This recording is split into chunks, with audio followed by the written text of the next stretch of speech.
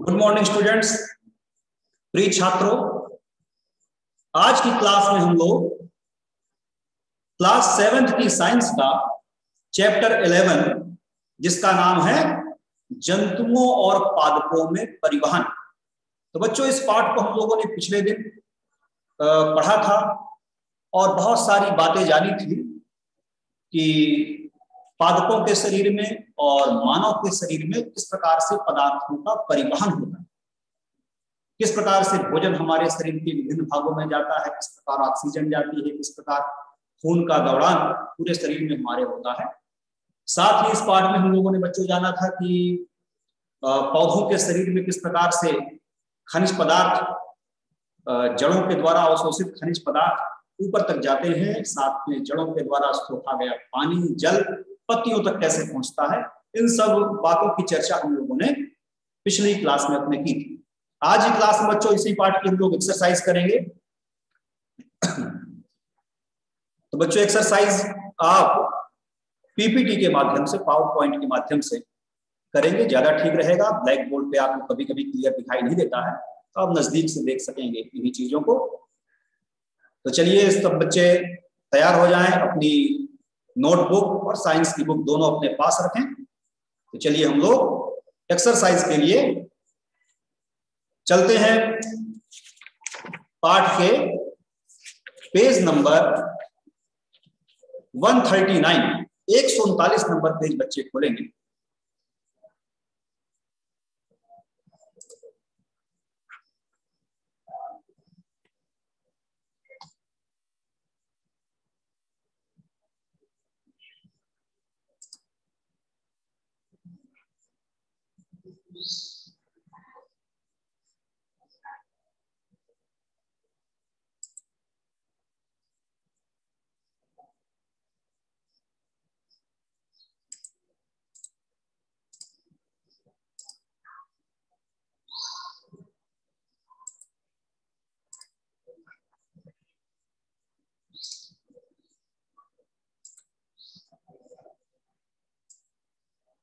तो बच्चों, आज का जो हमारा पाठ है क्या है?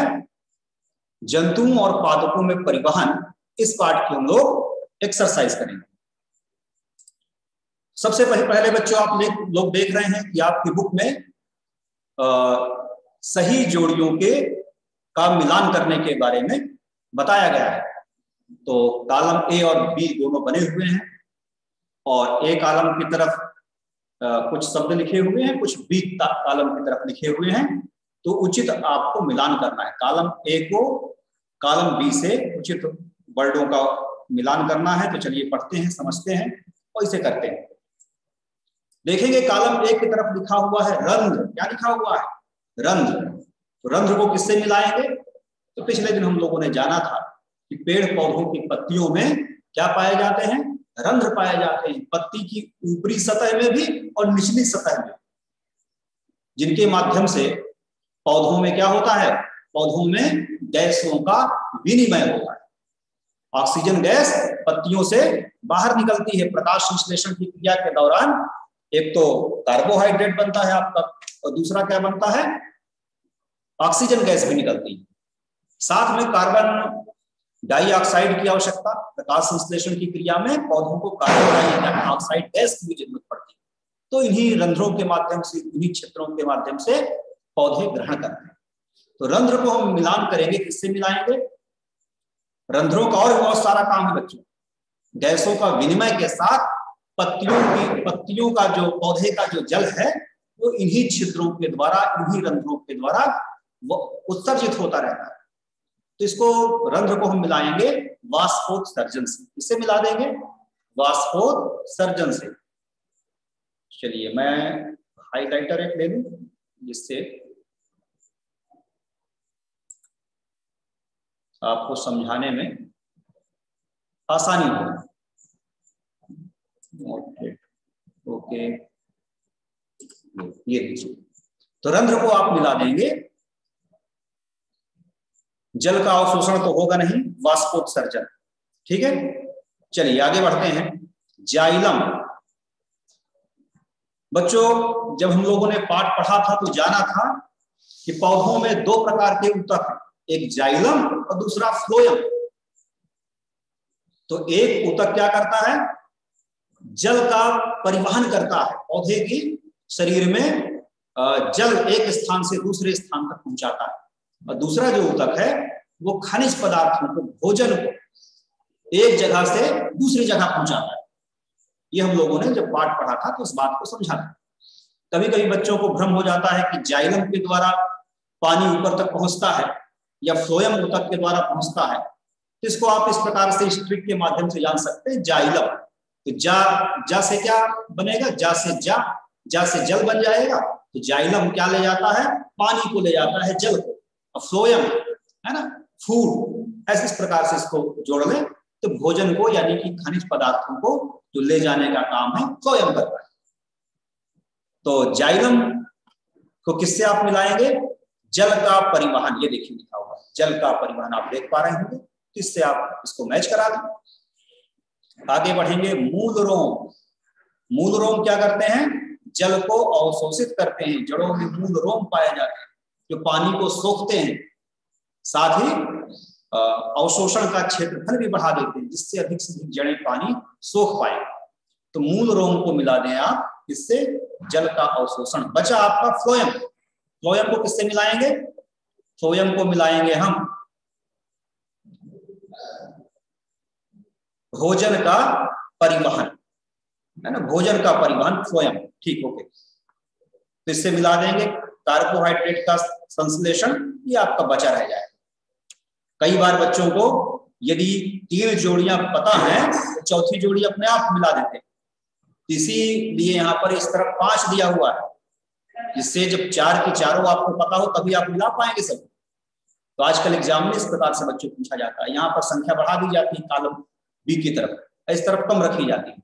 तो जिसको सही जवाब पता है वही पूरी तरह से जोड़ी को मैच करा पाता है। नीचे इसका उत्तर लिखा हुआ है, रंध्र को वाष्पोत्सर्जन, जाइलम जल का परिवहन, मूल रोम जल का अवशोषण और फ्लोएम भोजन का परिवहन। तो सभी बच्चे इसे अपनी कॉपी में कर लेंगे। चलिए आगे बढ़ते हैं। दूसरे नंबर प्रश्न में बच्चों हम लोग पहुंच चुके हैं। दूसरे में कुछ रिक्त स्थान देख रहे हैं आप, यहाँ पर रिक्त स्थान दिए हुए हैं, इसे आपको करना है। तो जिन्होंने ध्यानपूर्वक पाठ को पढ़ा होगा, समझा होगा, बहुत ही आसानी से इस काम को कर लेंगे, कोई परेशानी नहीं। तो चलिए हम लोग पढ़ते हैं। हृदय से रक्त का शरीर के सभी अंगों में परिवहन खाली स्थान के द्वारा होता है। तो बच्चों रक्त का जो परिवहन है तो किसके द्वारा होता है, धमनियों के द्वारा। ठीक है, हमारे शरीर में क्या लिखा हुआ है, हृदय से रक्त का शरीर के सभी अंगों में परिवहन धमनियों के द्वारा होता है। आगे बढ़ते हैं। हीमोग्लोबिन खाली स्थान कोशिकाओं में पाया जाता है। तो बच्चों हीमोग्लोबिन क्या है, लाल रक्त कोशिकाओं में पाया जाता है। तो यहाँ पर लिख देंगे आप लाल रक्त कोशिका, पहले से लिखा हुआ है, पाया जाता है। तीसरे नंबर पे क्या है, धमनियां और सिराएं खाली स्थान के जाल के द्वारा जुड़ी होती हैं। तो बच्चों जो हमारी धमनी हो या सिराएं हो, वो पहले हृदय से जो धमनियां जो भी निकलेंगी तो पहले तो मोटी रहती है, इसके बाद धीरे धीरे पतली होती जाती है और अंत में बाल के सरीखे बिल्कुल पतली हो जाती है। इसे हम लोग बोलते हैं केशिकाएं। तो धमनी और सिराएं एक स्थान पर मिल जाती है तो केशिकाओं के द्वारा जुड़ी होती है। केशिकाओं के जाल के द्वारा धमनी और सिराएं एक स्थान पर मिली होती है। यहाँ पर हम भरेंगे कोशिकाएं नहीं, केशिकाएं। तो शुद्ध लिखेंगे, यहाँ पर आप भर दें केशिकाएं। तो ये जवाब भी आपका, ये कथन भी कंप्लीट हो जाएगा, ये सेंटेंस भी पूरा हो जाएगा। हृदय का लयबद्ध विस्तार और संकुचन खाली स्थान कहलाता है। हृदय का लयबद्ध विस्तार और संकुचन, यहां पर भर लें आप। यहां पर लिखा हुआ है नीचे उत्तर पे, क्या लिखा हुआ है, दिल की धड़कन कहलाता है। यहां आप लिख लें स्पंदन। क्या लिख लें, स्पंदन, ये ठीक रहेगा। मानव शरीर के प्रमुख उत्सर्जी पदार्थ हैं। तो मानव शरीर का मुख्य उत्सर्जी पदार्थ बच्चों क्या है, यूरिया। यहाँ पर आप यूरिया भर दें। मुख्य उत्सर्जी पदार्थ में यूरिया ही आता है। और भी बहुत सारे उत्सर्जी पदार्थों के बारे में आप लोगों ने जाना था। कार्बन डाइऑक्साइड गैस भी है, बिना पचा हुआ भोजन भी है, पसीना भी है, और भी चीजें हैं, लेकिन मुख्य उत्सर्जी यदि पदार्थ की बात की जाए तो क्या है, वो है यूरिया। चलिए आगे बढ़ते हैं। पसीने में जल और खाली स्थान होता है। पसीने में जल और खाली स्थान होता है।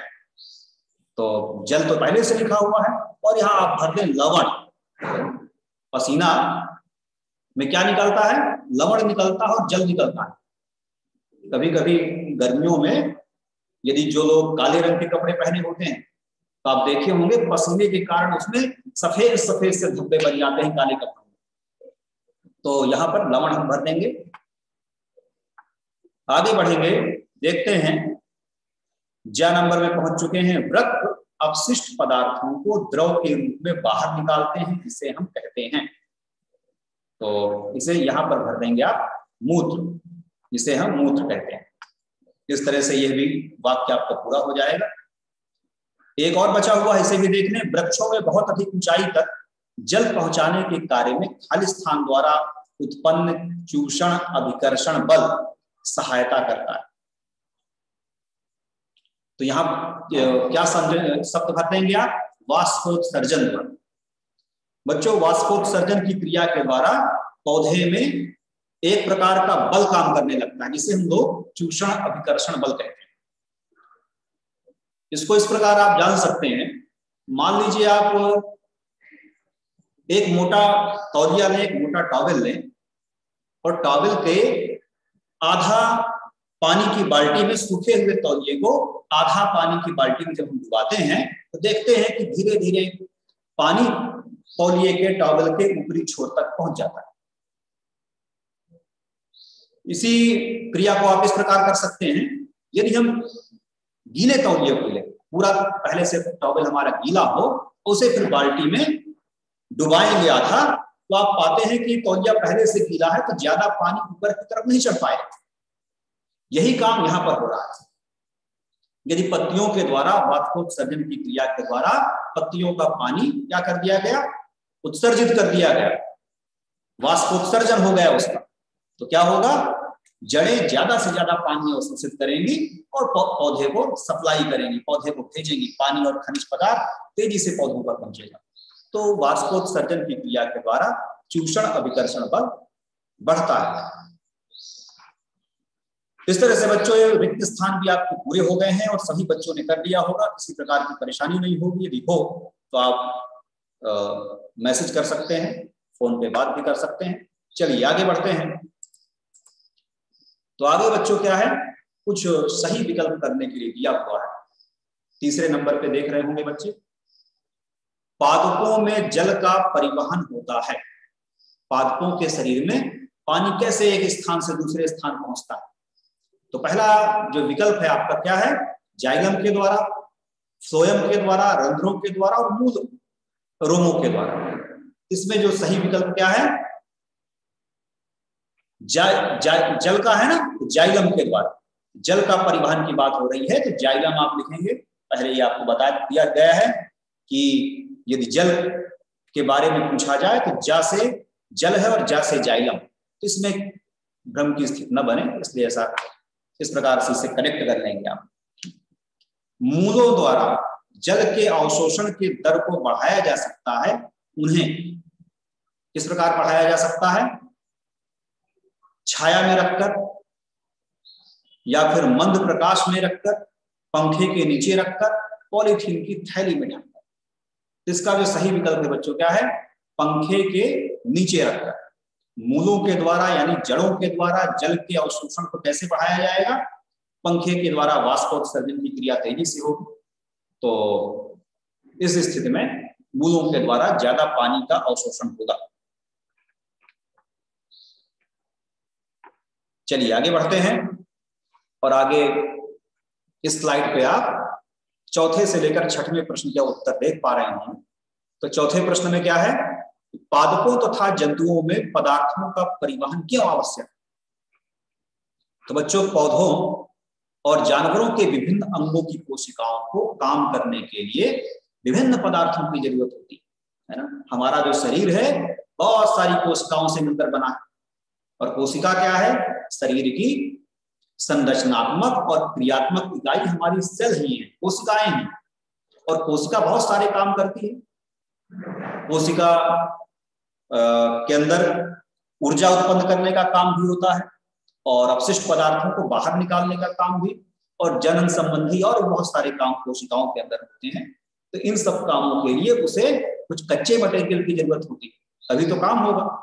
कोशिका ऊर्जा उत्पन्न करे तो उसे कुछ खाद्य पदार्थ भी चाहिए, साथ में ऑक्सीजन भी चाहिए। इस तरह की चीजों के लिए कोशिकाओं के अंदर, शरीर के अंदर परिवहन आवश्यक होता है। तो देखिए उत्तर किस प्रकार आप लिख सकते हैं कि पौधों और जानवरों के विभिन्न अंगों की कोशिकाओं को काम करने के लिए विभिन्न आवश्यक पदार्थों की जरूरत होती है। इन कार्यों के दौरान विभिन्न प्रकार के उपयोगी तथा अपशिष्ट उत्पाद बनाए जाते हैं। इन आवश्यक पदार्थों की आपूर्ति और अपशिष्ट पदार्थों को हटाने के लिए सामग्रियों का परिवहन आवश्यक है। ठीक है, इस प्रकार इसका आप जवाब लिख सकते हैं, उत्तर लिख सकते हैं। आगे बढ़ते हैं। क्या होगा यदि रक्त में पट्टिकाणु नहीं होंगे? तो बच्चों, रक्त हमारा किन चीजों से मिलकर बना है? श्वेत रक्त कणिकाओं से, लाल रक्त कणिकाओं से और पट्टिकाणु से। 3 प्रकार के कण रक्त में पाए जाते हैं। पट्टिकाणु का क्या काम है? तो बच्चों, जब हमें कभी कोई दुर्घटना के कारण कभी चोट लग जाती है और चोट वाली जगह से जब खून निकलने लगता है, तो पट्टिकाणु क्या करते हैं? उस चोट वाली जगह पे आकर एक जाल जैसा बुन लेते हैं, जाल जैसी संरचना बना लेते हैं, जिससे लाल रक्त कण हो या श्वेत रक्त कण उस जाल को क्रॉस करके बाहर नहीं आ पाते और वहां पर रक्त का थक्का जम जाता है। तो पट्टिकाणु का क्या काम है? रक्त का थक्का जमाना। यदि पट्टिकाणु नहीं होंगे तो हमारे शरीर से दुर्घटना के कारण, चोट लगने के कारण बहुत अधिक रक्त बह सकता है, जिससे व्यक्ति की मृत्यु भी हो सकती है। तो इसका उत्तर जैसा कि आप देख रहे हैं इस प्रकार से बना सकते हैं, और भी अपने तरीके से आप इसका जवाब दे सकते हैं। पट्टिकाणु रक्त के थक्के के लिए उत्तरदायी होते हैं। यदि पट्टिकाणु नहीं है तो चोट लगने पर खून का बहना नहीं रुकेगा, इससे शरीर में रक्त की कमी हो जाएगी, अंत में व्यक्ति की मृत्यु भी हो सकती है। चलिए आगे बढ़ते हैं। 6वें नंबर पे हम पहुंच चुके हैं। रंध्र क्या है? रंध्रों के कोई 2 काम बताइए। तो जैसा कि बच्चों आप लोग जानते हैं, पत्ती की सतह में बहुत छोटे छोटे से छिद्र होते हैं, और जिन्हें हम लोग क्या बोलते हैं? रंध्र बोलते हैं। और काम की बात की जाए तो 2 काम है इसके। एक तो गैसों का विनिमय है, गैसों का आदान प्रदान है, और दूसरा काम है वाष्पोत्सर्जन। ये 2 मुख्य काम रंध्रों के। 7वें नंबर प्रश्न को देखेंगे। क्या वाष्पोत्सर्जन पादपों में कोई उपयोगी काम भी करता है? तो थोड़ी देर पहले हम लोगों ने चर्चा की थी कि वाष्पोत्सर्जन के द्वारा एक खिंचाव पौधे के अंदर पैदा होता है, जिससे बहुत ज्यादा अच्छे तरीके से जड़ें पानी का अवशोषण करती हैं और पानी को और खनिज लवण को पत्तियों में और पौधे के विभिन्न भागों में पहुंचाती हैं। तो इसका जवाब इस प्रकार से लिख सकते हैं। वाष्पोत्सर्जन पौधे में बहुत महत्वपूर्ण काम करता है। वाष्पोत्सर्जन से वाष्पोत्सर्जन खिंचाव पैदा होता है, तो लंबे पौधों और अन्य पेड़ों में पानी को ऊपर चढ़ने में मदद करता है।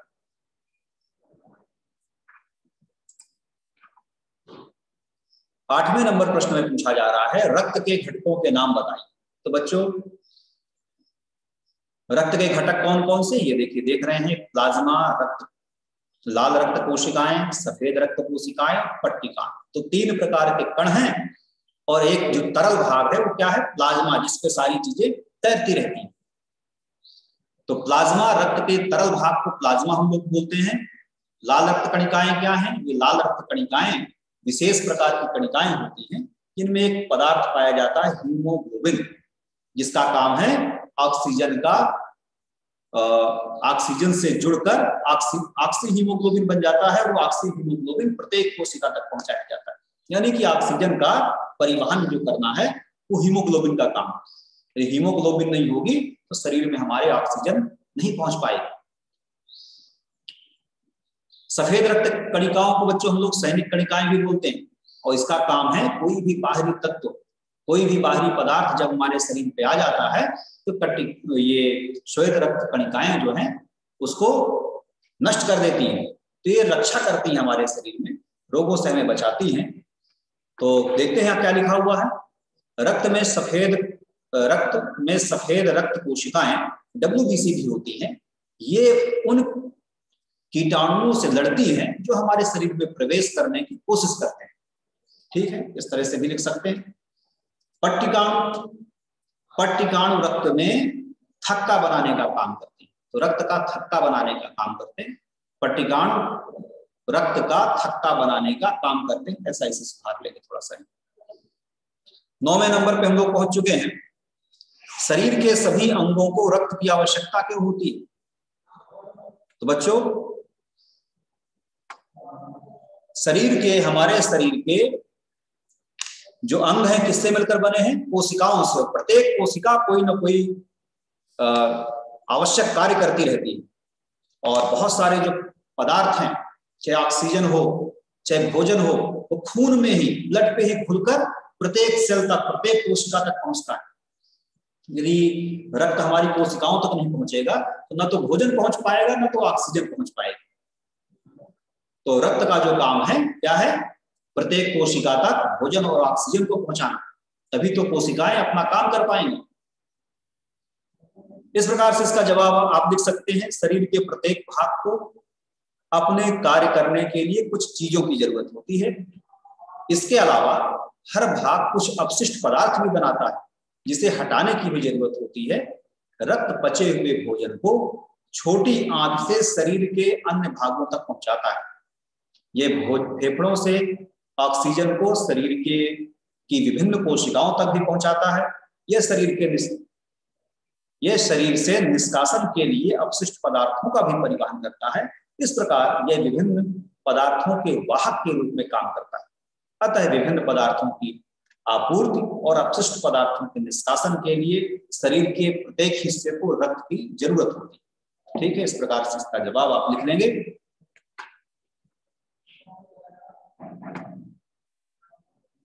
चलिए आगे बढ़ते हैं, और 10वें प्रश्न में हम लोग पहुंच चुके हैं बच्चों। पेज नंबर 140 बच्चे देख रहे होंगे। 2-3 प्रश्न और बचे हुए हैं, इनको भी देख लें। रक्त लाल रंग का क्यों दिखाई देता है? तो बच्चों, रक्त लाल रंग का क्यों दिखाई देता है? हीमोग्लोबिन के कारण। तो लाल रक्त कोशिकाओं में हीमोग्लोबिन नामक एक वर्णक पाया जाता है, जिसकी उपस्थिति से रक्त लाल रंग का दिखाई देता है। बस इतना ही लिख देंगे, इसका जवाब पूरा हो गया। हृदय के कार्य बताइए, हृदय क्या काम करता है? हृदय का क्या काम है? तो बच्चों, हृदय क्या करता है? हमारे शरीर के सभी भागों में रक्त पहुंचाता है। जो मुख्य काम है क्या है? रक्त का पूरे शरीर में परिवहन करना। इस प्रकार से इसका आप जवाब लिख लीजिए। रक्त एक पंप के रूप में कार्य करता है। यह लगातार धड़कता रहता है। इससे शरीर में रक्त का परिवहन लगातार होता रहता है। रक्त अपने साथ अन्य उपयोगी पदार्थों को भी शरीर के विभिन्न भागों में ले जाता है ना। रक्त पे ही घुलकर, चाहे ऑक्सीजन हो या फिर भोजन हो, रक्त में घुलकर ही प्रत्येक भाग तक पहुंचता है। हृदय फेफड़ों को ऑक्सीजन रहित रक्त भेजता है और फेफड़ों से ऑक्सीजन युक्त रक्त प्राप्त करता है। यह रक्त के माध्यम से शरीर के विभिन्न हिस्सों में ऑक्सीजन की आपूर्ति करता है। चलिए इसके बाद आगे बढ़ते हैं, और हम लोग पहुंच गए 12वें प्रश्न में बच्चों। बस एक और बचा हुआ है, थोड़ा सा काम। आप भी बुक देख रहे होंगे अपनी, पेज नंबर 140, कि शरीर द्वारा अपशिष्ट पदार्थों को उत्सर्जित करना क्यों आवश्यक है? बच्चों, कोशिकाओं के द्वारा बहुत सारे काम किए जाते हैं, जिसके फलस्वरूप शरीर में कुछ विषैले पदार्थ भी बन जाते हैं, अनावश्यक पदार्थ, अनुपयोगी पदार्थ भी बन जाते हैं, जिनको शरीर से बाहर निकालना बहुत आवश्यक है। यदि ये विषाक्त पदार्थ शरीर में बने रहेंगे तो ये जहरीले पदार्थों के कारण हमारे शरीर में विभिन्न प्रकार की समस्याएं उत्पन्न होंगी और व्यक्ति की मृत्यु भी हो सकती है जहरीले विषाक्त पदार्थों के कारण। तो इनका निकाला जाना बहुत आवश्यक है, इसलिए उत्सर्जित किए जाते हैं शरीर से बाहर। देखिए इसका जवाब इस प्रकार आप लिख सकते हैं। जब शरीर की विभिन्न कोशिकाएं अपना काम करती हैं तो कुछ अनावश्यक चीजें, अपशिष्ट पदार्थ भी बन जाते हैं। ये हमारे शरीर के लिए विषैले होते हैं, इसलिए शरीर से इन्हें उत्सर्जित करना आवश्यक है। इस प्रकार से 12वें प्रश्न का भी जवाब आप लिख सकते हैं। और एक प्रश्न और बचा हुआ है, 13वां नंबर।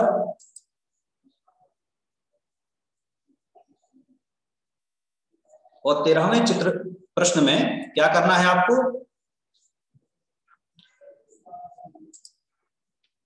13वें नंबर प्रश्न में कह रहा है बच्चों कि मानव उत्सर्जन तंत्र का चित्र बनाना है ना। तो मानव उत्सर्जन तंत्र का चित्र ब्लैक बोर्ड पे बना हुआ है, ये देख रहे होंगे आप। तो 13वें नंबर पे आपको ये काम करना है। तो मानव उत्सर्जन तंत्र का जो मुख्य क्या है, किडनी है, गुर्दे हैं, है ना, वृक्क है, इसका आपको अपनी कॉपी में चित्र बनाना है और इसके विभिन्न भागों के नाम भी लिखना है। तो जैसे देख रहे हैं आपको दो वृक्क दिखाई दे रहे हैं, वृक्क हो गए, इससे पाइप लाइन आपको दिखाई दे रही है निकलती हुई, तो ये क्या है, मूत्र वाहिनी हो गई। जहां पर मूत्र इकट्ठा होता है उसे हम लोग क्या बोलते हैं, इसे ब्लैडर बोल रहे हैं ना। तो ब्लैडर हो गया आपका, साथ में मूत्र मार्ग और ये मूत्राशय हिंदी में और ये मूत्र मार्ग आपको इस तरह से आप नामांकित कर लेंगे। तो मानव उत्सर्जन तंत्र का आपको चित्र बनाना है टॉपिक में अपने। इस तरह से बच्चों सारे एक्सरसाइज वाले सारे प्रश्न करा दिए गए हैं और सभी बच्चे इसे कॉपी में कर लेंगे। किसी प्रकार की समस्या हो तो बात कर सकते हैं। तो आज की क्लास में बच्चों हम लोगों ने पाठ 11 के प्रश्न उत्तर सारी एक्सरसाइज पूरी कर ली है। अगले दिन अगले चैप्टर को हम लोग पढ़ेंगे। तो आज के लिए इतना ही, थैंक यू।